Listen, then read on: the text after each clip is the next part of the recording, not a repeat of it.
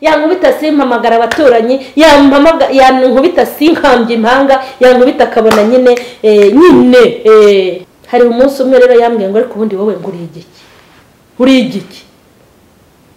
igiki wa mugore we, uri Al-Qaeda, uri Rusesabagina, uri Vigitwari, uri ambwira n'abantu bose b'intagondwa. Yahereye kuri Al-Qaeda.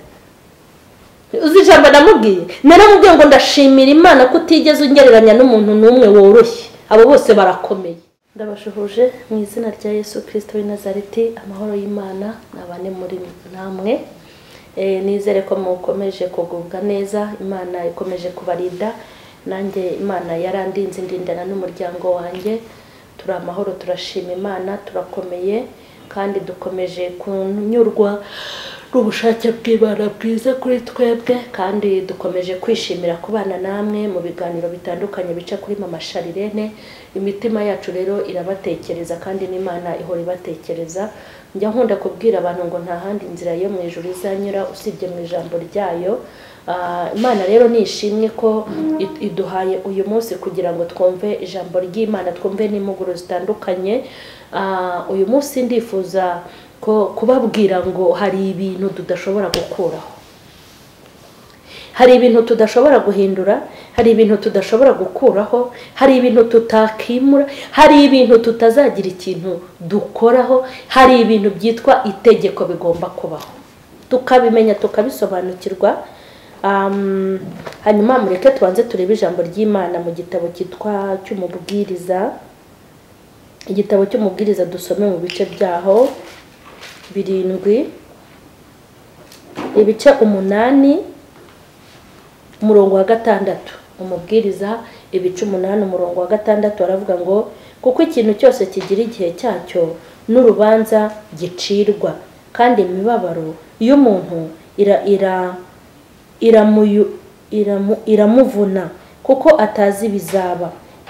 Yego, nge numva twagarukiriza kuko ikintu cyose kigira igihe cyacyo, kandi imibabaro y'umuntu iramuvuna kuko atazi igihe izazira nyine. Ngo kuko ikintu cyose kigira igihe cyacyo n'urubanza gicirwa, kandi imibabaro y'umuntu iramuvuna kuko atazi bizaba. Ninde wabasha kumubwira uko bimera? Nta muntu ufite ububasha ku mwuka we kugira ngo awiyumirize, kandi abubasha afite kubwo kwimura umunsi wo gupfa. Muri izo ntambara nta gusezererwa, kandi uwitanze gukora ibibi ntibizamurokora. Imana nitugirire neza. Iri jambo ry'Imana tumaze gusoma hano mu mubwiriza. Uyu mugabo yari umuhanga kandi yari umunyabwenge, yari yarabayeho mu buzima butandukanye, abasha kubona ibintu byose. Igitabo cy'umubwiriza ndagikunda. Uyu mubwiriza aravuga ngo ikintu cyose kigira igihe cyacyo, kandi ikintu cyose kigira urubanza gicirwa. Arangije aravuga ngo imibabaro tunyuramo iratuvuna kuko tutazi igihe izagira gute izazira. Ndashaka kubwira abantu badashaka kugendana n'ibihe barimo, bagashaka kwihimbira ibyabo bihe.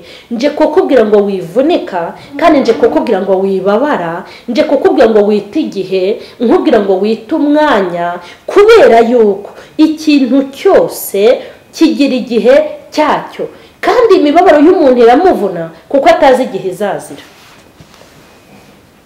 Ndumva ashaka kubwira abantu ngo twige kuba mu bihe tugezemo, kandi twige kujyana n'igihe.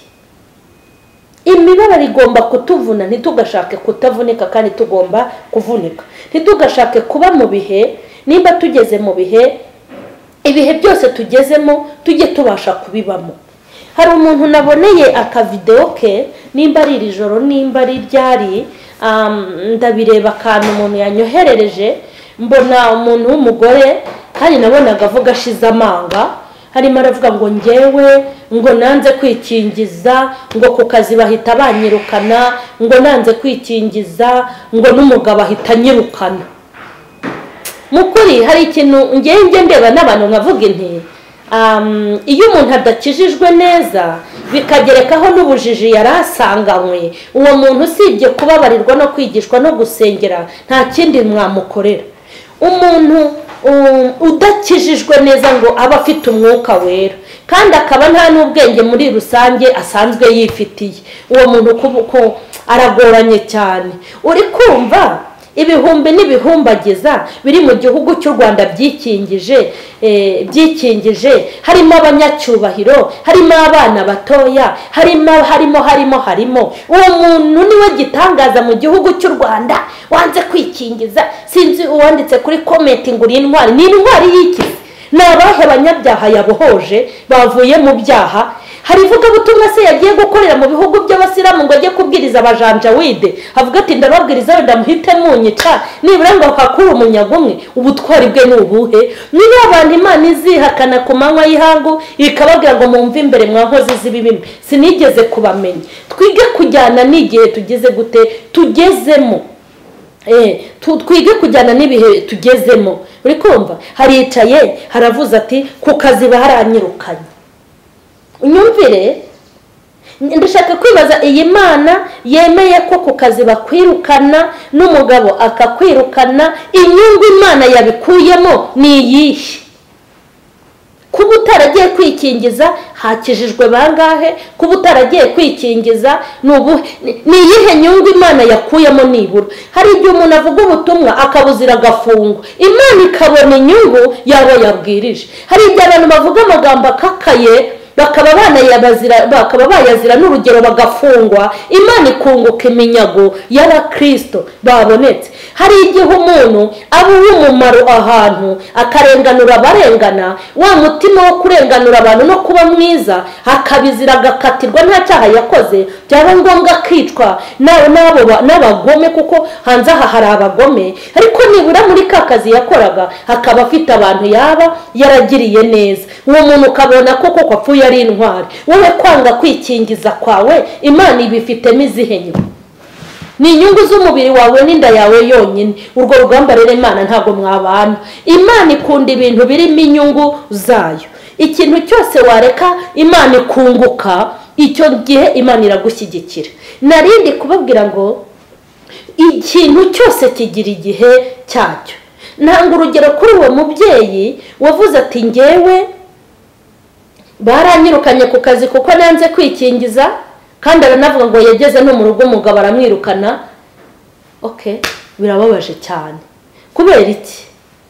Agiye kwicara mu rugo ntazakora akazi, agiye kuba mu rugo ntazasohoka, hari serivisi za leta atazabona, ashyize mu kaga abana be, kuko birashoboka ko hari aho abana bazajya bakenera nyina dusinyire ngwino mu nama ku ishuri, nujya mu kigore kugira ngo utabazanira covid bazakwaza warikingije, n'abana be barahita bajya mu kaga. Ikindi njya mbwira abarokore ngo ntabwo Imana yakemera ko tubaho gutya ngo ibone ko antikristo yaje muri izo nkingo. Imana irabizi ko tutiyobora, irabizi ko dutegekwa, izi ko hejuru yacu hari andi maboko kandi adusumba. Imana nibona ibintu nk'ibi bigiye kuba, izaba yaratwimuye idukure mu isi, abantu izaba itarimuye ni bamwe ni ba bantu barangaye, ariko impande izavuga bera bagende, abanze gucungurwa n'amaraso ya Yesu bacungurwe n'amaraso yabo, batangire bahangayike. Hanyuma rero naho navugaga ngo twige kuba mu bihe, kuko ibi bihe turimo bizasimburwa n'ibindi bizaza. Ubu muri kurira ngo urukingo nk'uko covid yaje mutabizi, hari n'ibindi biri gutegurwa n'Imana cyangwa bigategurwa na Satani, kuko abo bagabo bose barategura. Yego, ahubwo Imana iguha imbaraga zo kumva ko hari ibihe ugomba kunyuramo. Iyi sigira ibihe bibiri itubikiye, kandi reka nkubwire, nawe useka abagowe, nawe useka abababaye, nawe useka abari mu kaga, nawe useka abari mu ntambara, nibona mugenzi wawe bamutereje icyamunara ntukamuseke, kuko utazi icyawe aho kizaturuka, nubwo nta deni rya banki ufite. Nubona umuntu abyarapfusha ntuzamwiyemereho cyangwa ngo umukine ku mubyimba, ntuzi umukobwa wawe uko bizamugendekera. Kandi nubona umuntu bamwirukanye ku kazi ntuzamufatanye n'uwo mubabaro, kuko utazi nawe bizakubaho cyangwa bikaba ku muryango wawe. Imana niturengere kandi Imana nitugirire neza. Twige kuba mu bihe. Iyi si dufitiye ibihe bibiri, ibihe by'umunezero n'ibihe by'amarira.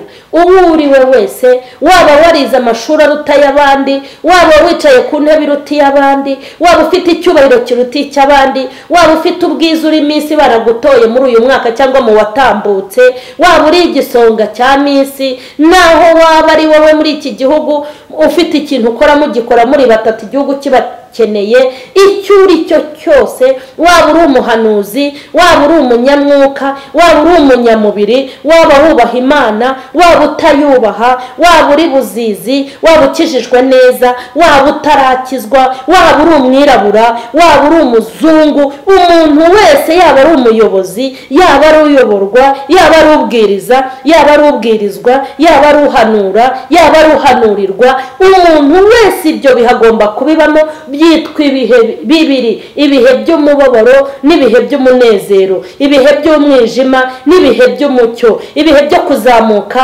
n'ibihe byo kumanuka, ibihe byo kurangira n'ibihe byo gutangira. Ni ibintu bibiri isi bikiye umwana w'umuntu aho ava akagera.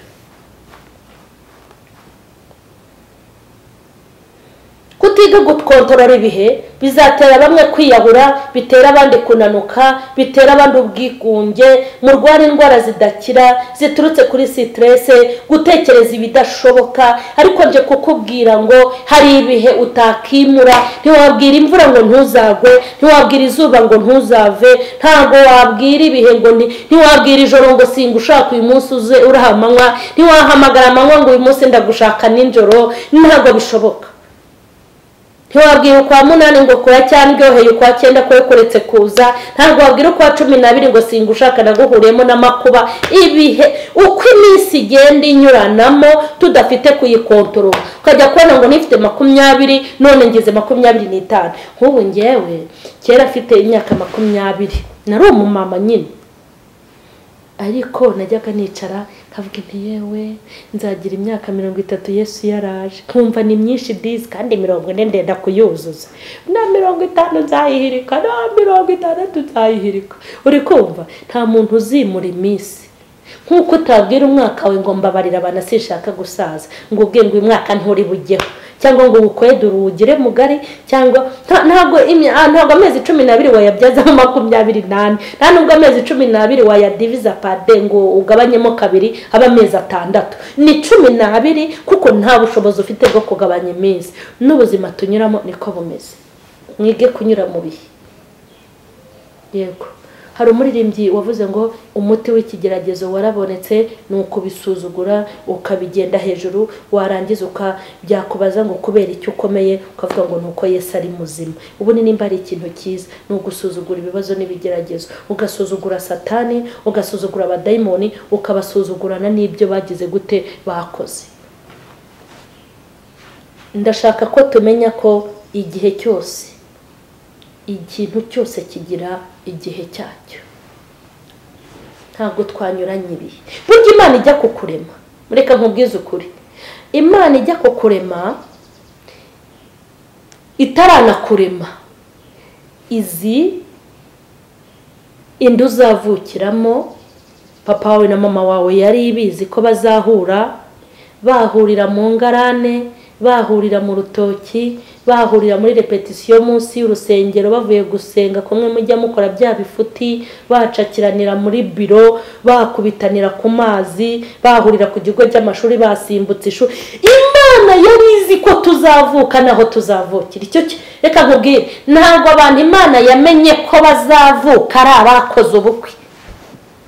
Ako nanjye mama wanjye na papa wanjye bakoze ubukwe, bakoze ubukwe. Ntabwo abantu Imana yamenye ko bazavuka ari abakoze ubukwe gusa. Ntabwo abantu Imana yamenye ko bazavuka ari abavukiye kwa pasiteri. Ntabwo abantu Imana yamenye ko bazavuka ari ababyawe n'abavuga butumwa cyangwa abahanuzi.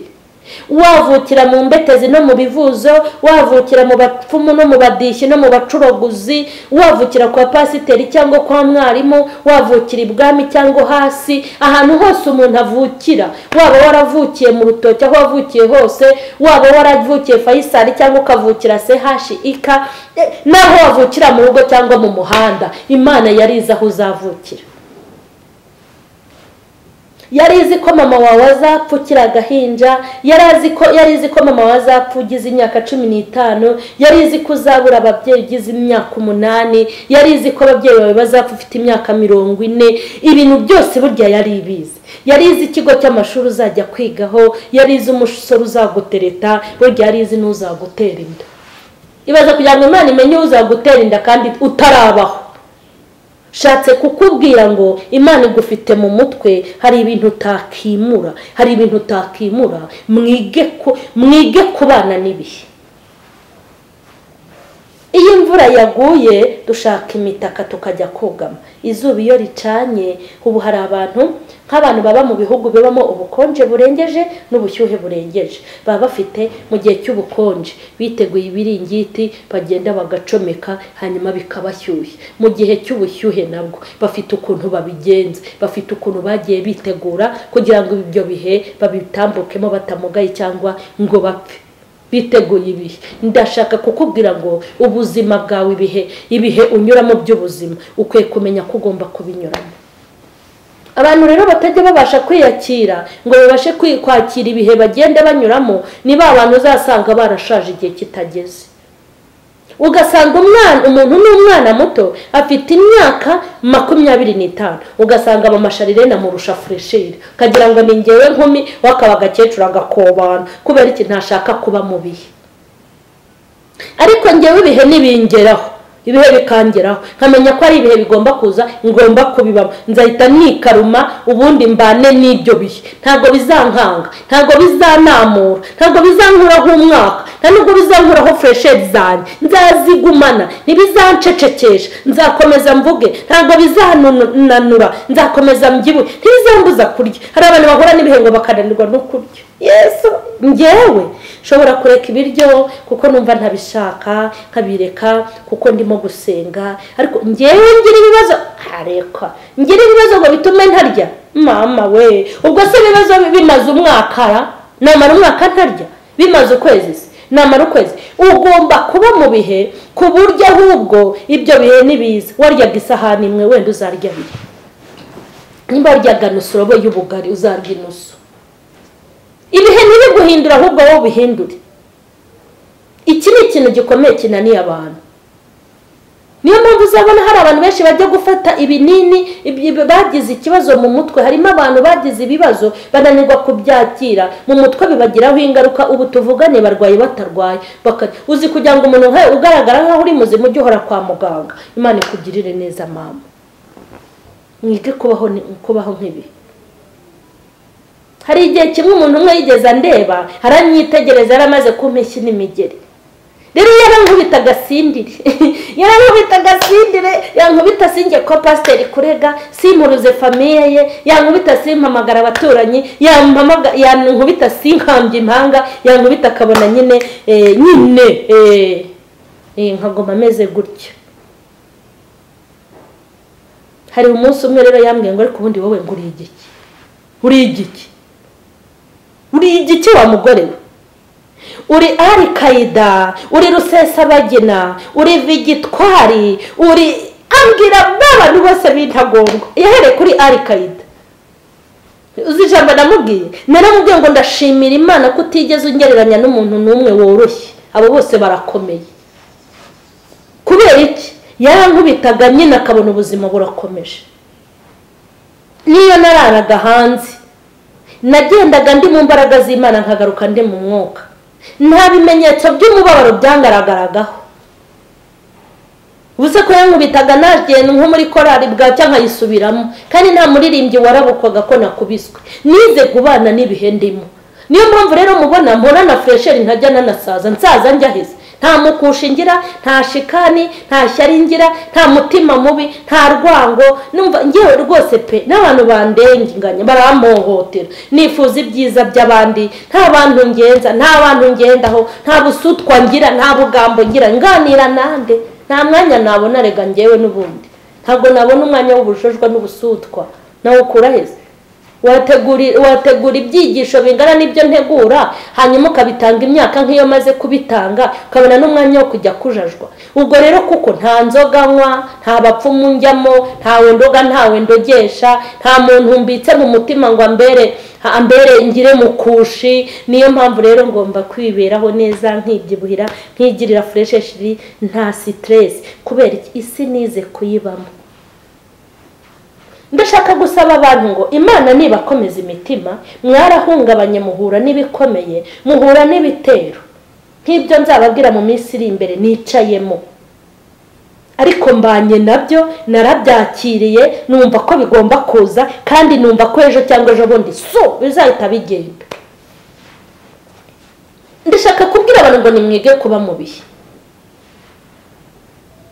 Usanga abantu batavuga, usanga abantu batishima, usanga abantu batisanzuye, usanga abantu bari buri icyizere, banasenga bagasenga yo kubica, kabwira Imana ngo nyeze unyicyurire, abana banjye uzabarere, ugasanga barigunze. Ariko kumara imyaka 30 uri muri ubwo buzima ni ibintu bibabaje kandi bibi. Ndashaka kukubwira ngo Imana igushoboze kuba mu bihe kandi ugendane n'ibihe nye. Nubona ibihe byaje umenye ko nta kintu uri bubihindureho, ahubwo ukora iki? Wakira ibyo bihe mu bane. Ese ushobora kuba mu bihe by'amarira nturire? Ntabwo mbizi iki kintu nimba iki kizabe wagitse. Kuba mu bihe by'amarira ariko nturire, kuba mu bihe by'umubabaro ntubabare, kuba mu bihe bigutesha umwanya ariko ntuwute, kuba mu bihe bigutera stress ugatuma umutwe ariko ntutakare. Yego, n'ibyo bihe byaza kukureba ukabona nta marira ari mu maso yawe, wanarira bakagira ngo nta ibyishimo nyine. Yambwira abantu ngo nunakomereka ntukereke haduyi ko aho yakurashe wababaye, ujye ugenda wenda wihengetse bagire ngo ni fiyeri ryakuzonze. Ndumva ashaka ko dusenga twige kuba mu bihe. Mpamvu dukwiye kuba mu bihe ni uko badufitiye inkingo za COVID-19, ariko nta muntu uzaza gukingira umwana wawe ngo amukingire agire umutima ushaka. Ntawe uzakingira umugore wawe ngo avemo uko ubishaka, ntawe uzakingira umugabo wawe ngo avemo icyo watekereje, nta muntu uzakingira abagome bakwanga ngo ubugome baburuke, nta muntu uzakingira ubukene bwawe ngo uhite ubuvamo. Hari ubuzima tugomba kubamo byange bikunde, hari ibyo umwami azaduha n'ibyo umwami Imana azatwihera. Hanyuma ndakwinginze, bwira umutima wawe uhumure, Imana iguha imbaraga zo guhangana n'ibihonyuramo, ntibizaguhitana ahubwo bizahite bitaguhitanye. Mana ndagushimye cyane. Haleluya, nguhaye icyubahiro kuko uri umwami. Haleluya, ngushyize hejuru kuko uteye ubwoba kandi uri w'igitinyiro. Haleluya, izina ryawe niryubahwe kandi izina ryawe nirishyirwe hejuru, kuko izina ryawe ni umunara muremure abakiranutsi bahungiramo bagakira. Nunyemerere nkubonereho umugisha, nunyemerere mbone kunesha no kugira neza kwawe Mana. Ndagushimye cyane kubwira ijambo kandi ndagushimye kuko washoboje. Nunyemerere rero aya magambo navuze yose mwami nyimerekejwe n'imbaraga zawe zikomeye, hanyuma yageze ku bantu bose agenewe. Ukureho marayika w'umwijima, uzane marayika w'umucyo, ubu butumwa bunyanyagize hose mu mitima y'abantu, bagumve kandi bagumvire. Abantu bawe nibagire ihumure, abahungabanye nubagirire neza, abari mu kaga nubatabare, nurwana intambara z'abera, nushyigikira imfubyi n'abapfakazi, niwite ku batagira shinge na rugero, nushyigikira abo wasize n'abo wahamagaye Mana. Ndagushimye cyane, nanjye shyigikira unyuzuza umwuka, imbaraga zawe zintindeho ari nyinshi mu izina rya Yesu, amen. Mbifurije amahirwe masa yo guhangana n'iminsi. Hanyuma mukomeze mukoreshe ya mwandika aho hepfo kuri comment, hanyuma batarakora subscribe muyikore. Bane y'amahoro ibaho umugisha, amen.